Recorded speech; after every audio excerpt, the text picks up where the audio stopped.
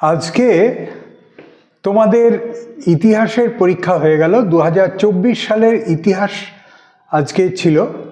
আজকে যে প্রশ্নটি পেয়েছিলে তোমরা, তোমাদের হল থেকে বেরিয়ে আসার পর অনেকের কাছ থেকে যে প্রতিক্রিয়া আমরা পেয়েছি তাতে দেখছি যে অনেকেই মনে করছে যে এই প্রশ্নটা খুব কঠিন।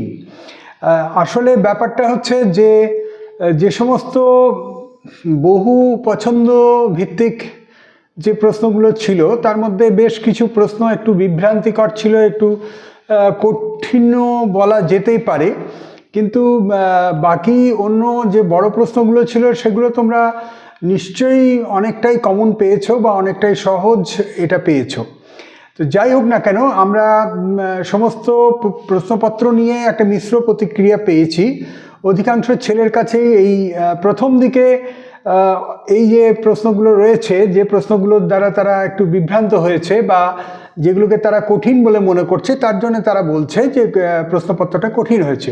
বাস্তবিক কয়েক বছর থেকেই আমরা লক্ষ্য করছি যে ইতিহাসের প্রশ্নপত্রে নানা ধরনের পরীক্ষা নিরীক্ষা করা হচ্ছে এবং এমন কিছু প্রশ্ন দেওয়া হচ্ছে যেগুলো সাধারণভাবে উত্তর করা গড়পড়তা মফস্বলের ছেলেদের পক্ষে সম্ভব নয়, এমনকি অনেক ভালো ছেলের পক্ষেও এটা অসুবিধাজনক হয়ে পড়ছে। যাই হোক, আমরা সম্ভাব্য উত্তরগুলো নিয়ে আমরা আলোচনা করব, কিন্তু সবার আগে একটা কথা বলে নেওয়া দরকার যে আমরা যে উত্তর আলোচনা করছি তা কিন্তু চূড়ান্ত নয়।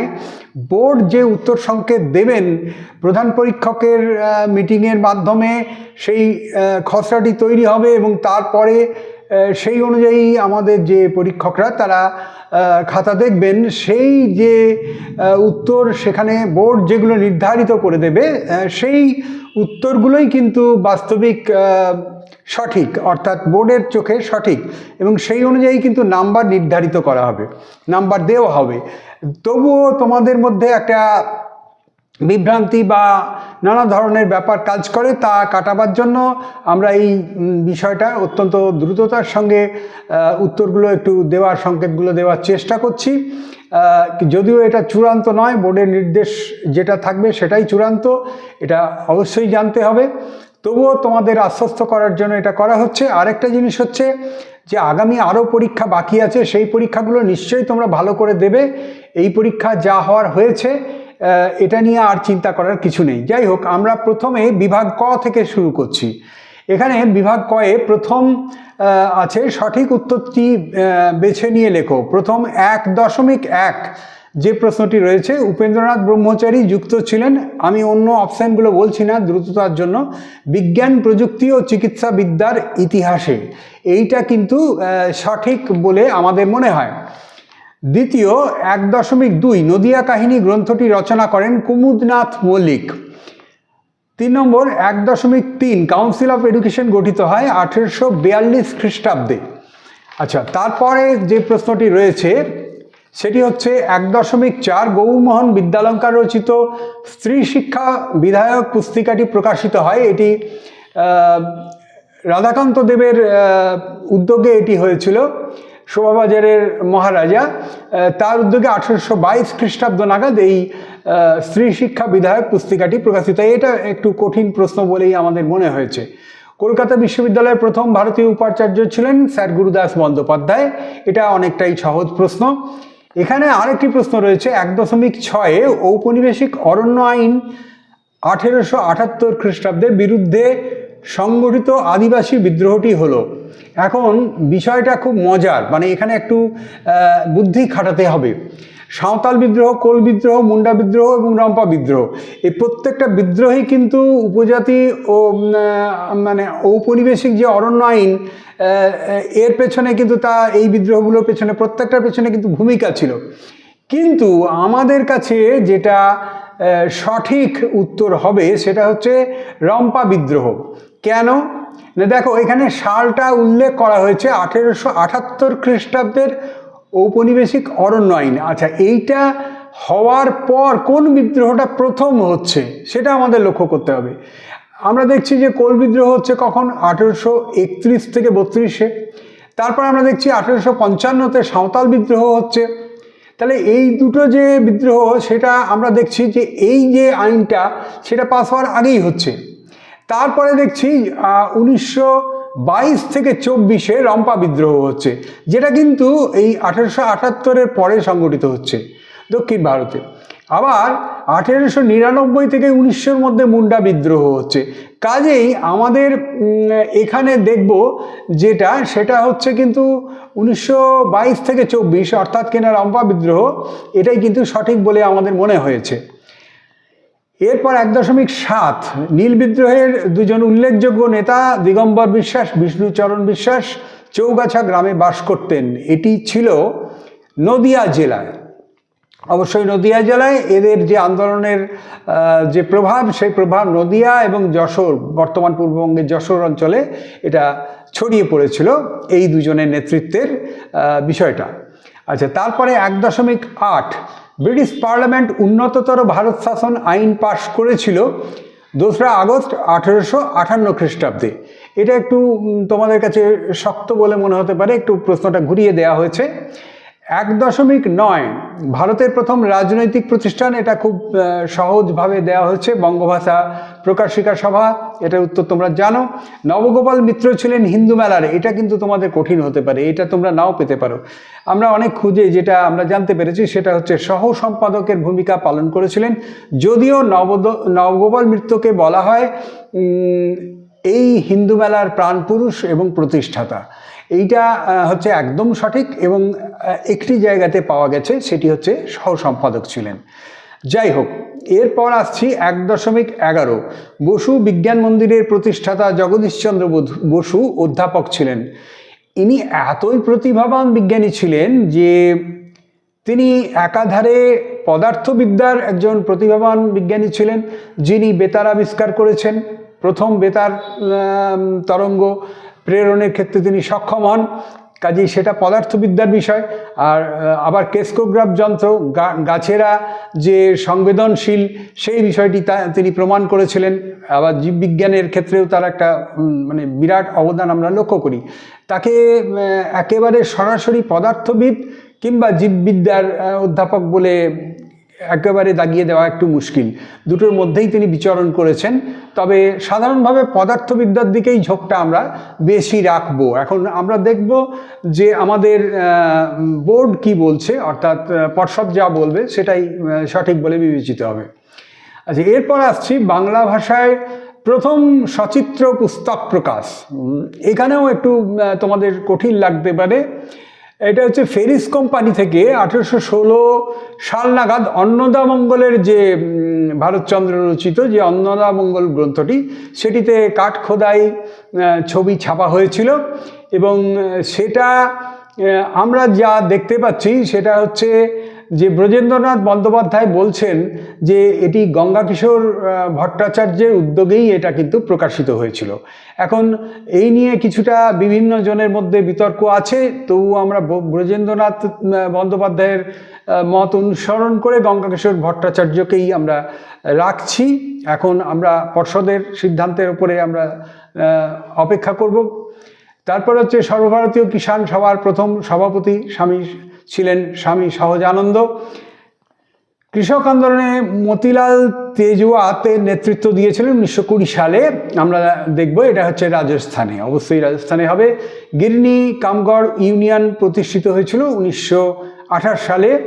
ভারত ছাড়ো আন্দোলন 1942 সালে ভোগেশ্বরী ফুকননি শহীদ হয়েছিলেন আসামে। অ্যান্টি সার্কুলার সোসাইটির সম্পাদক ছিলেন শচীন্দ্র প্রসাদ বসু। এগুলো মোটামুটিভাবে তোমরা পারবে, এগুলো তোমাদের জানার মধ্যে থেকেই আছে এবং এগুলো পারা উচিত। তারপরে আমরা দেখব বীণা দাস বাংলার ছোটলাট স্ট্যানলি জ্যাকসনকে হত্যা করার চেষ্টা করেন 1932 সালে। ভারতের প্রথম গান্ধীবাদী শহীদ ছিলেন পত্তি শ্রীরামালু। এইটা হবে অন্ধ্রপ্রদেশের গঠন নিয়ে স্বাধীন ভারতে তার অনশনে প্রাণ ত্যাগ করার বিষয়টি। আর 20 নম্বরে আমরা দেখব যে গোয়া ভারতভুক্ত হয় 1961 সালে। এই হলো প্রথম পর্যায়ের একের দাগের 20টি প্রশ্নের উত্তর। আমরা এই উত্তরগুলো কখনোই চূড়ান্ত বলছি না, কিন্তু সম্ভাব্য উত্তর এগুলোই হওয়া উচিত। পর্ষদ কি সিদ্ধান্ত নেয় সেটার উপরে অনেক কিছু নির্ভর করছে। দ্বিতীয় বিভাগ খ, 2-এর প্রশ্নে আমরা যেগুলো দেখব সেটা হচ্ছে 2.1.1 একটি বাক্যে উত্তর দাও যে প্রশ্নগুলো রয়েছে। তার মধ্যে প্রথম প্রশ্নটি 2.1.1 কোন দিনটি আন্তর্জাতিক পরিবেশ দিবস রূপে উদযাপন করা হয়? খুব সহজ প্রশ্ন। 5ই জুন। সরকারি নথিপত্র কোথায় সংরক্ষিত হয়? মহাফেজখানায়। তারপরে কোন বছর নারী সত্যাগ্রহ সমিতি গড়ে ওঠে? 1929-এ নেতাজি সুভাষ বসুর উদ্যোগে। বিশ্বভারতীকে প্রতিষ্ঠা করেন? রবীন্দ্রনাথ ঠাকুর। এই পর্যায়ের প্রশ্নগুলো অনেকটাই, এই উপবিভাগের প্রশ্নগুলো অনেকটাই সহজ। তারপরে আমরা দেখব যে বঙ্গভঙ্গ বিরোধী আন্দোলন সীমাবদ্ধ ছিল কৃষক শ্রেণীর মধ্যে। এটা অবশ্যই ভুল। 2.2.2 নীল বিদ্রোহের অন্যতম নেতা ছিলেন বিশ্বনাথ সর্দার। এটা একদম ঠিক।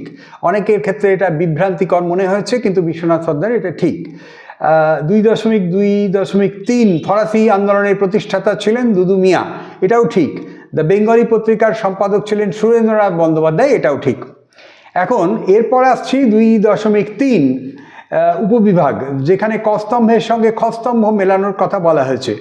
সেটা প্রথমেই রয়েছে লর্ড রিপন। লর্ড রিপনের সঙ্গে মিলবে 2.3.1 সঙ্গে মিলবে 3-এর হান্টার কমিশন। এরপর আছে নেলি সেনগুপ্তা। নেলি সেনগুপ্ত, এটা মিলবে স্টিম লঞ্চ শ্রমিক ইউনিয়নের, এটার সঙ্গে মিলবে। এবং লর্ড আমহার্স্ট রয়েছে এখানে, এটা হবে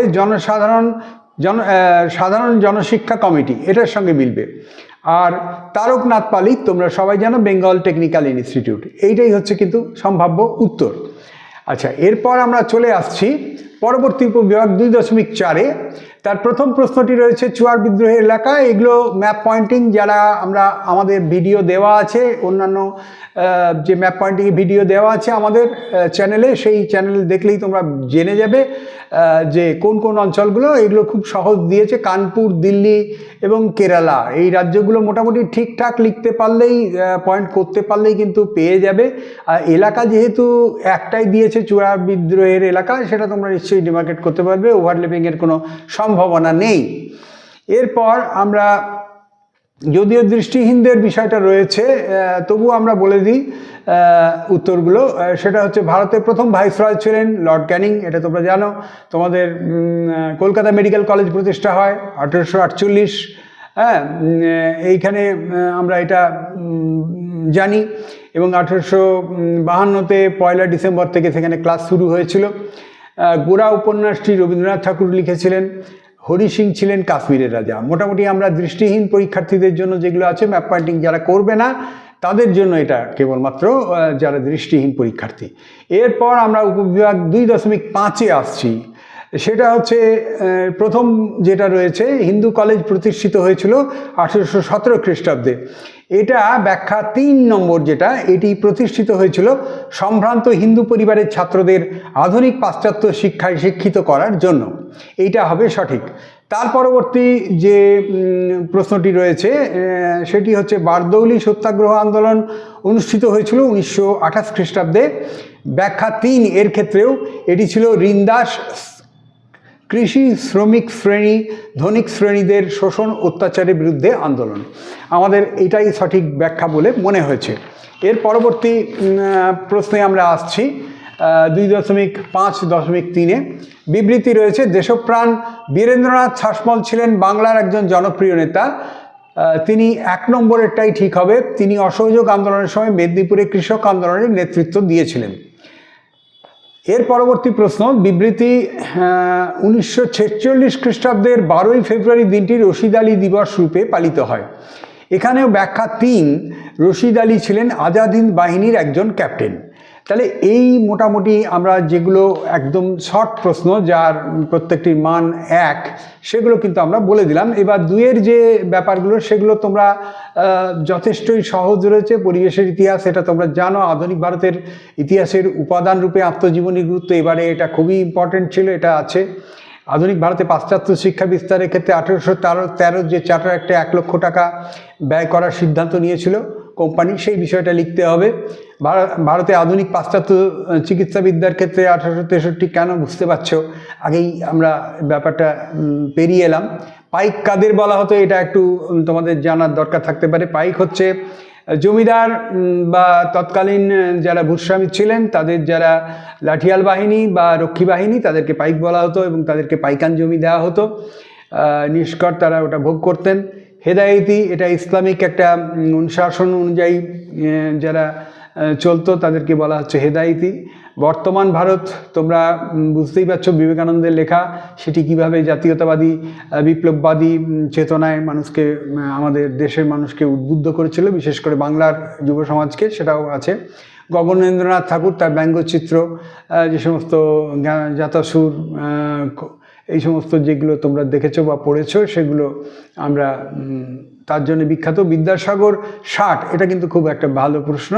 বিদ্যাসাগর মশাই তিনি ছাপাখানার উন্নয়নের জন্য কিছু সংস্কার করেছিলেন। হরফ রাখার কতগুলি ঘর, চৌকো চৌকো ঘর থাকতো আগে, যেগুলো লেটার প্রেস বলতো, সেই লেটারগুলিকে আলাদা আলাদা করে সেই ঘরগুলির মধ্যে রাখা হতো। তো বিদ্যাসাগর মশাই এই বিদ্যাসাগরীয় 60 যেটা, সেটা নিজের সৃষ্টি। তিনি ওই যে ঘরের সংখ্যা তা 1000-এর কাছাকাছি ছিল, সেটাকে কমিয়ে তিনি মাত্র 50 থেকে 100টার মধ্যে নিয়ে আসেন। এই যে বিজ্ঞানসম্মত পরিবর্তন, সেই পরিবর্তনটাকেই বলা হচ্ছে বিদ্যাসাগরীয় 60 এই ছাপাখানার ক্ষেত্রে। এটা গেল বাংলা ছাপাখানার ইতিহাসে বটতলা প্রকাশনার গুরুত্ব। এটা অবশ্যই খুব গুরুত্বপূর্ণ একটা প্রশ্ন, তোমরা সংক্ষেপে বলা যাবে না। তবে প্রথম দিকের যে বিভিন্ন ধরনের ধর্মীয় এবং নানা ধরনের যে পুস্তক, সেই পুস্তক প্রকাশনার ক্ষেত্রে বটতলার ভূমিকা খুবই অনস্বীকার্য 19 শতকে। সেটা তোমাদের এখানে বিস্তৃত আলোচনার অবকাশ নেই, বইয়ে দেখবে, এটা পাবে। কৃষক আন্দোলনে বাবা রামচন্দ্রের ভূমিকা, যুক্তপ্রদেশে কৃষক আন্দোলনের ক্ষেত্রে তার ভূমিকা আমরা পড়েছি, সেটাই লিখতে হবে। সর্বভারতীয় ট্রেডিং ইউনিয়ন কংগ্রেস, এটাও তোমরা জানো, জাতীয় আন্দোলনের সরলা দেবী চৌধুরানী, তার কংগ্রেসে ভূমিকা এবং জাতীয় স্বাধীনতা আন্দোলনে তার ভূমিকা, এবং তিনি যে আধুনিক মনস্কতার পরিচয় দিয়েছিলেন, সমস্ত বিষয়টা এখানে লিখতে হবে। সশস্ত্র বিপ্লবী আন্দোলনে ইন্ডিয়ান রিপাবলিকান আর্মি, চট্টগ্রাম যে বিদ্রোহ হয়েছিল 1930-এ, সেই বিষয়টা এখানে আলোচনা করতে হবে। বল্লভভাই প্যাটেলকে লৌহ মানব বলা হয় কেন, এটা খুবই ভালো প্রশ্ন, এবং তোমরা পারবে যে ভারতবর্ষের সংযুক্তির ক্ষেত্রে দৃঢ়চিত্তের পরিচয় দিয়েছিলেন, এই কারণে তাকে লৌহ মানব বলা হয়, সেগুলো বলতে হবে। ভারতের প্রথম স্বরাষ্ট্রমন্ত্রী হিসেবে উদ্বাস্তু সমস্যা, দেশভাগজনিত কারণে উদ্ভূত যে সমস্ত মানুষ, পাকিস্তান বা বাংলাদেশ বর্তমান যেটা হয়েছে, সেই পূর্ব পাকিস্তান পশ্চিম পাকিস্তান থেকে ভারতবর্ষে যেভাবে এসেছিল, সেই বিষয়ে উদ্ভূত সমস্যাগুলোই আমাদের বইয়ে আছে, সেই বিষয়টা লিখতে হবে। তাহলে এইগুলো মোটামুটি আমরা সংক্ষেপে আলোচনা করলাম। এবং 19 শতকে বাংলায় নারী সমাজের বিকাশে বামাবোধিনী পত্রিকার ভূমিকা, এটা খুব সুন্দরভাবে বইয়ে আছে। ধর্ম সংস্কার আন্দোলনে স্বামী বিবেকানন্দের চিন্তাধারা, যে উদারনৈতিক চিন্তাধারা তিনি হিন্দু দিক থেকে তুলে ধরেছিলেন, সেটা বলতে হবে। মহাবিদ্রোহকে যে বিভিন্ন প্রকৃতি রয়েছে, কেউ বলছেন জাতীয় বিদ্রোহ, কেউ বলছেন সিপাহী বিদ্রোহ, কেউ বলছে সামন্ততন্ত্রের অন্তিম আত্মনাদ।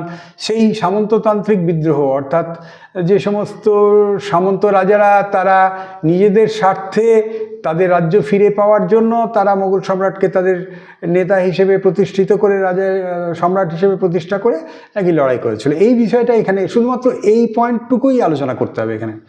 19 শতকে জাতীয়তাবাদের বিকাশে ভারত মাতা চিত্রটির অবদান, অবনীন্দ্রনাথের আঁকা যে ভারত মাতা চিত্র, সেই যেটা বঙ্গমাতা, সেটাকে নিবেদিতা পরবর্তীকালে ভারত মাতা বলে অভিহিত করলেন। এবং সেটা কিভাবে আমরা দেখব যে 1905 সালের পর থেকে যে ভারতীয় জাতীয়তাবাদী আন্দোলন শুরু হলো, সেই আন্দোলনের ক্ষেত্রে জাতীয়তাবাদী ক্ষেত্রে যে ভারতবর্ষের যে সেটা যেন ভারত মাতার চিত্রের মধ্যে দিয়ে ফুটে উঠল, এবং সেটা বিরাট একটা অবদান রেখেছিল ভারতবাসীর মনে। সেই বিষয়টা আমাদের বইয়ে আছে, সেটা দেখে নেবে, ওটা আলোচনা। একা আন্দোলনটাও খুব সুন্দরভাবে দেওয়া আছে, সব বইয়েতেই আছে। কংগ্রেসের সমাজতন্ত্রী দল কেন প্রতিষ্ঠিত হয়েছিল সেটাও তোমরা জানো। এনজি রঙ্গ, জয়প্রকাশ নারায়ণ, অচ্যুত পট্টবর্ধন, কৃষ্ণ কৃপালিনী, এই সমস্ত যারা ছিলেন তারা কংগ্রেসের মধ্যেই একটা সমাজতন্ত্রী অংশ ছিলেন, এবং তারা যে তাদের কৃতকর্ম এবং তাদের অবদান, সেগুলো লিখতে হবে। আচ্ছা, সশস্ত্র বিপ্লবী আন্দোলনে বেঙ্গল ভলেন্টিয়ার্স, বিভি, এটা বিপ্লবী একটা সংগঠন, কলকাতায় তৈরি হয়েছিল। এই বিভির ব্যাপারটা বলতে হবে। তারপরে বঙ্গভঙ্গ বিরোধী আন্দোলনের ছাত্র সমাজে যে বয়কট এবং স্বদেশী আন্দোলনের ক্ষেত্রে ছাত্র সমাজ যে ভূমিকা নিয়েছিল সেটা বলতে হবে। আর সবশেষে 5-এর যে প্রশ্নটা, যেটা আমাদের একমাত্র বড় প্রশ্ন, অর্থাৎ আগেরগুলো আমাদের 6 নম্বরের প্রশ্ন আছে, আর 5-এর ক্ষেত্রে আমরা যে প্রশ্নগুলো পেয়েছি সেগুলো কিন্তু বেশ ভালো প্রশ্ন। প্রথমেই দেখছি বিদ্যাসাগরের নেতৃত্বে বিধবা বিবাহ আন্দোলনের সংক্ষিপ্ত বিবরণ দাও। এটা কিন্তু একটা খুব সুন্দর প্রশ্ন, এটা তোমরা লিখতে পারবে। বিদ্যাসাগর কতটা সাফল্য অর্জন করেছিলেন, এই সাফল্যের বিষয়টা নিয়ে তোমাদের লিখতে গেলে অবশ্যই একটু বিস্তৃত জানতে হবে। তার কারণ বিদ্যাসাগর মশাই নিজে অনেক চেষ্টা করেছিলেন, তিনি অর্থ সাহায্য দেওয়ার প্রতিশ্রুতি দিয়েছিলেন। কালীপ্রসন্ন সিংহ 1000 টাকা বিধবা বিবাহ করলে 1000 টাকা দেবেন বলেছিলেন। এসব সত্ত্বেও বিধবা বিবাহকে খুব বেশি জনপ্রিয় করা যায়নি, এবং এই করতে গিয়ে বিদ্যাসাগর মশাইয়ের প্রচুর ঋণ হয়েছিল এবং শেষ পর্যন্ত তার আশা ভঙ্গ হয়েছিল। যদিও সমাজকে তিনি একটা বড় ধাক্কা দিতে পেরেছিলেন এবং একটা বড় পরিবর্তন কিন্তু আনতে সক্ষম হয়েছিলেন, এই বিষয়ে কোনো সন্দেহ নেই। এই বিষয়টা কিন্তু আলোচনা করতে হবে। আমি বাকি বিধবা বিবাহ আন্দোলন বিষয়টা বললাম না, কারণ এটা তোমরা সবাই জানো কিভাবে আইন পাস হয়, এবং সেটাকে পাস হলেও আমরা দেখব যে সেটা কিন্তু কার্যকরী ভূমিকায় রূপ দেওয়ার জন্য বাঙালি কিন্তু এগিয়ে আসেনি, এবং শ্রীশচন্দ্র বিদ্যারত্নকে প্রথম বিবাহ করতে দেখা যাচ্ছে, সংস্কৃত কলেজের অধ্যাপক, এবং বিদ্যাসাগর মশাই পরবর্তীকালে যাতে এটা প্রচলিত হয় তার জন্য কীভাবে সংগ্রাম করেছিলেন সেই বিষয়টা এখানে বলতে হবে। সভা সমিতির যুগ বলতে কি বোঝায়? অধ্যাপক অনিল শীল যে সভা সমিতির যুগ বলেছেন 19 শতককে। এই 19 শতকে আমরা দেখব যে কতগুলো রাজনৈতিক প্রতিষ্ঠান, সামাজিক প্রতিষ্ঠান গড়ে উঠছে, এবং সেগুলো আমরা যেমন দেখব ভারত সভা গড়ে উঠছে, আমরা দেখব ভূমাধিকারী সোসাইটি অর্থাৎ কিনা ল্যান্ডলর্ড সোসাইটি গড়ে উঠছে। হ্যাঁ, বিভিন্ন যে সোসাইটিগুলো বঙ্গভাষা প্রকাশিকা সভা গড়ে উঠছে, এরকমভাবে হিন্দু মেলা গড়ে উঠছে। হ্যাঁ, তাহলে এই যে সমস্ত প্রতিষ্ঠানগুলো, সেগুলো আস্তে আস্তে কীভাবে বাংলায় জাতীয়তাবাদী চিন্তাধারা তথা রাজনৈতিক চেতনার বিকাশে সাধারণ মানুষের মধ্যে সহায়তা করেছিল, সেই বিষয়টা কিন্তু আমাদের বলতে হবে। আর বাংলায় নবশূদ্র আন্দোলন, এটা আমাদের আছে, এটা আমাদের ওই যে গুরুচাঁদ ঠাকুর মতুয়া সম্প্রদায়ের যে বিষয় আমরা পড়েছি সেই বিষয় থেকেই উত্তর করতে হবে। আমরা দেখব যে 5-এর যে প্রশ্নগুলো, সেই প্রশ্ন থেকে তোমরা কিন্তু উত্তর করতে পারবে। এখানে তোমরা 5-এর মধ্যে 3টেই মোটামুটি কমন বলা যেতে পারে, এবং উপবিভাগ ঘয়ের মধ্যে অর্থাৎ 4-এর দাগের যে প্রশ্নগুলো আমরা দেখলাম, প্রত্যেকটা যেটা 6 নম্বরের মার্কস লেন্থের প্রশ্ন, সেখানেও কিন্তু প্রত্যেকটা প্রশ্নই তোমাদের পরিচিত জানাচেনার মধ্যে। সেই দিক থেকে দেখতে গেলে 24 নম্বর, 8 নম্বর এই প্রশ্ন তোমরা কিন্তু করতে পারা উচিত, এবং তার সঙ্গে আমি বলবো 22 নম্বরের মার্কস লেন্থ, মানে 2 নম্বর করে যেটা রয়েছে মার্কস লেন্থে, সেই 22 নম্বরের প্রশ্নও কিন্তু তোমাদের মোটামুটি অনেকটাই জানা চেনার মধ্যেই পাচ্ছ। কেবলমাত্র তোমাদের যেটুকু বিভ্রান্তি হতে পারে সেটা কেবলমাত্র ওই 20 নম্বরের প্রশ্নের মধ্যেই রয়েছে। আর তাছাড়া 4 নম্বরে 2.5 উপবিভাগের মধ্যেও যেগুলো রয়েছে সেগুলো তোমরা নিশ্চয়ই করতে পারবে। তো যাই হোক, পরীক্ষার প্রশ্নের উত্তর যাই লিখে থাকো না কেন, আমি বলবো হতাশ হবে না, ভেঙে পড়বে না। আমরা অপেক্ষা করব বোর্ড বা পর্ষদ কি সিদ্ধান্ত নিচ্ছে, তার সিদ্ধান্তই চূড়ান্ত সেইটার ওপর। এবং আগামী যে পরীক্ষাগুলো রয়েছে, পদার্থবিজ্ঞান মানে ফিজিক্যাল সায়েন্স রয়েছে, তোমাদের বায়োলজি রয়েছে, তোমাদের ভূগোল রয়েছে, ম্যাথমেটিক্স রয়েছে, এই পরীক্ষাগুলোর জন্য তোমরা এই জায়গা থেকে ফোকাসটা সরিয়ে ওই সমস্ত বিষয়গুলোর জন্য প্রস্তুত হও। হ্যাঁ, সকলে ভালো থাকো এবং মন দিয়ে পড়াশুনো করো, যাতে আগামী দিনের পরীক্ষাগুলো তোমাদের ভালো হয়।